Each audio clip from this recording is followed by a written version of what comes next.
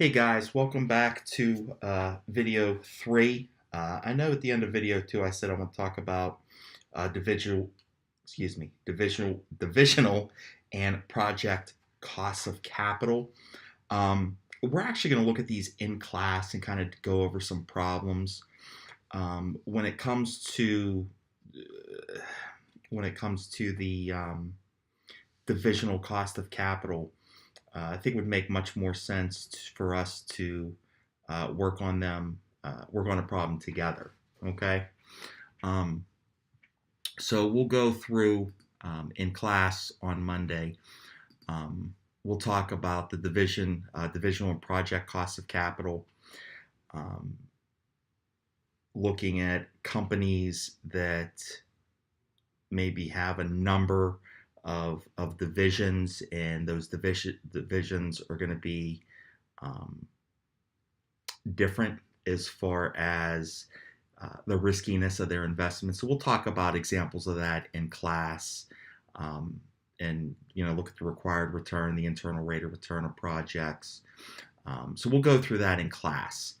But what I do want to jump into here are the flotation costs, and I want to talk about what are flotation costs? Um, how do we incorporate those? Okay, so basically, when we're talking about flotation costs, these are we need to recognize first of all that in order for us to obviously raise money, we have to spend money, right? There's costs that are incurred to raise capital, right? Whether it's issue new stock, um, issue stock, issue new bonds, there's cost associated with that. So we need to take that into account. Okay, so when we're looking at the required return, not only does that depend on risk, but it also depends on that cost of raising the capital, right? So when we're looking at flotation costs, right? Basically, we're talking about the cost of issuing, new stock, new debt, whatever. We can't ignore that. Okay, so we need to keep in mind that the required return, we got to be concerned with the risk, or we got to worry about the risk. But we also have to account for the fact that, hey, issuing these new securities costs us money. So what do we do, right? Um, how do we take that into account? Well, we have two approaches, right? We can compute the weighted average flotation costs, or we can use the target weights. And the reason why we can use those target rates is because the firm is going to issue securities based on those percentages, okay?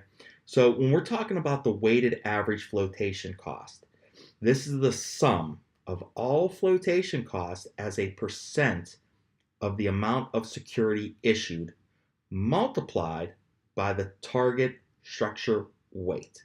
I will repeat that because that's pretty important. Okay? The weighted average flotation costs, F subscript A, it is the sum of all flotation costs as a percent of the amount of the security issued multiplied by the target structure weight.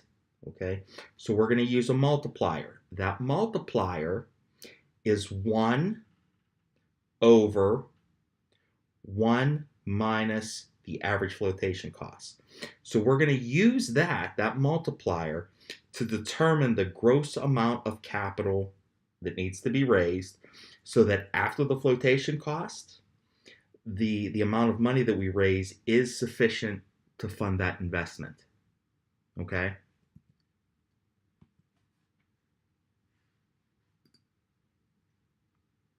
Okay.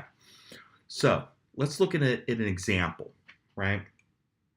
Because when we're considering flotation costs, we got to figure, or we got to calculate in, or we got to use that flotation cost so we could figure out what our net present value is, right? And we learned this last semester, okay? So let's look at a quick example here, right? We have a project, right? It requires an investment, okay? We'll just say it's X or I, okay? It's just a required investment. It requires money before the flotation costs, right? So we got to compute the gross capital requirement as the required investment over 1 minus the flotation cost. And we need to use that figure as the investment costs when we calculate our NPV, or our net present value. Okay, so let's run through an example just real quick. And again, we're going to do this when we in class. But I just want to get you kind of get you an idea of what we're going to be working on, right? So the company is considering a project. It's going to cost $1 million. Okay. The project will generate after-tax cash flow of 250 grand per year for 7 years. The weighted average cost of capital is 15%. They give us a target debt to equity ratio of 0.6 or 6%. Okay? Excuse me, 60%. The flotation costs are of equity is 5%. Flotation costs for the debt is 3%. We got to calculate what's the NPV of the project after adjusting for the flotation costs. Okay?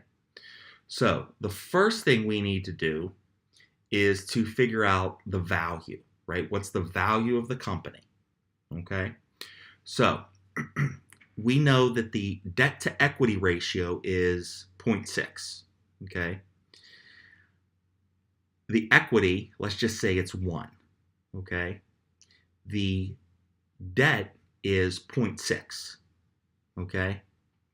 So that means that the total value, 0.6 plus 1 equals 1.6.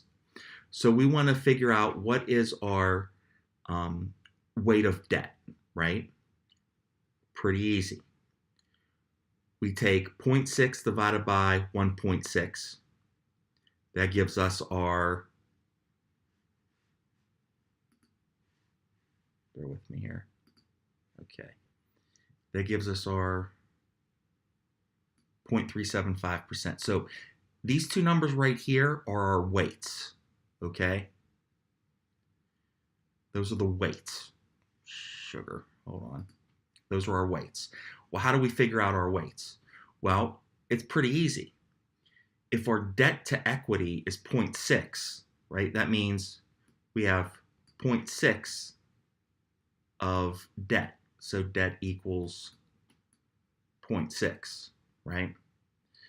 Our equity, well, it doesn't matter what it equals, right? We can let it be 1. Okay? So that means the total value is 0.6 plus 1, or 1.6. Okay? We got to figure out what the weight of the debt is. That's easy. The weight of the debt is our 0.6 divided by 1.6, which is our 0.375. Okay? We got to do the same thing for equity. Well, that's easy. Equity, or the weight of the equity, is 1 divided by 1.6, or 0.625%. Okay? So that's how we got those weights. We multiply those by our flotation costs, right, for equity and debt. So that's how we get the 4.25%. So we need to figure out the present value of future cash flows. Okay? They already did that for us, right? 7 years at $250,000. The weighted average cost of capital that we should use is going to be that 15%. We get the 1,040,105. Okay, so we need to figure out the net present value, right? Okay, here's our future cash flows minus the present value, right? Or we could say, hey, here's all our inflows. It's supposed to be an inflow minus our outflows. But we got to take our outflows and divide it by 1 minus the flotation costs. Okay? So what do we have here? We have a loss, a net present value of $4,281. So we need to consider something. If we had no flotation costs, we would have a net present value of the $40,105, right? Without that. So we have to consider those flotation costs of issuing new securities, right? The NPV becomes negative, okay? So once we throw in the fact that, hey, we have flotation costs, we're losing money, okay?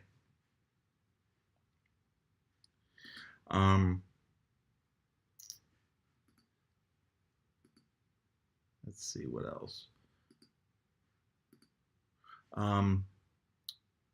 Don't worry about the comprehensive problem. So that's it. I just wanted to kind of again give you a heads up. Hey, here's what you need to study because here's what we're going to be applying in class. Okay, and we're going to be talking a little bit more about it. So if you know the basics, you guys are going to be able to,